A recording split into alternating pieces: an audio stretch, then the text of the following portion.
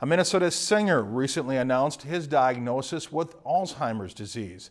Bobby V, who had numerous hits in the 1960s, made the announcement earlier this month.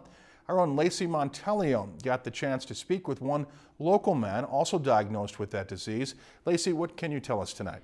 Dennis, just by speaking to Bob Vandenhoek, you would never be able to tell he has Alzheimer's disease. But he does, and he's not afraid to tell you about it. My name's Bob Vandenhoek, and I have Alzheimer's. At just 64 years old, Bob says he knew that Alzheimer's disease was in his future.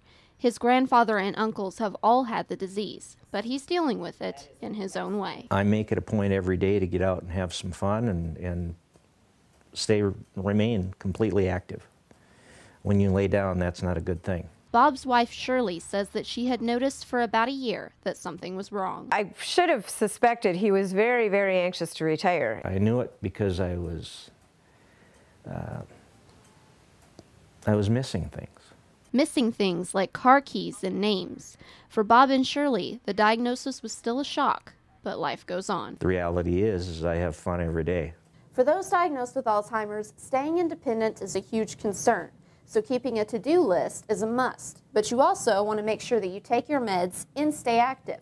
But the most important thing is to get support. We're all rowing this boat together, and I think the more support we can give one another, the better we are. And for others who are also dealing with the illness, Bob has quite a bit of advice. You need to just buck up, know that you're alive, and if you are, stay that way, and put on a happy face. Bottom line, those are the three things you need to do, and that's what I'll continue to do. Just living day by day and not dwelling on the future. That's my story, and I'm sticking to it.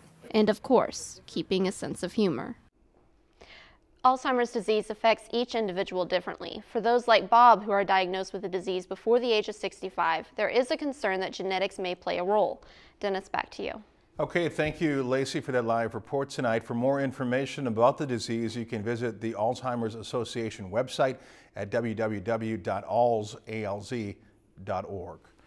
If you've enjoyed this segment of Lakeland News, please consider making a tax-deductible contribution to Lakeland Public Television.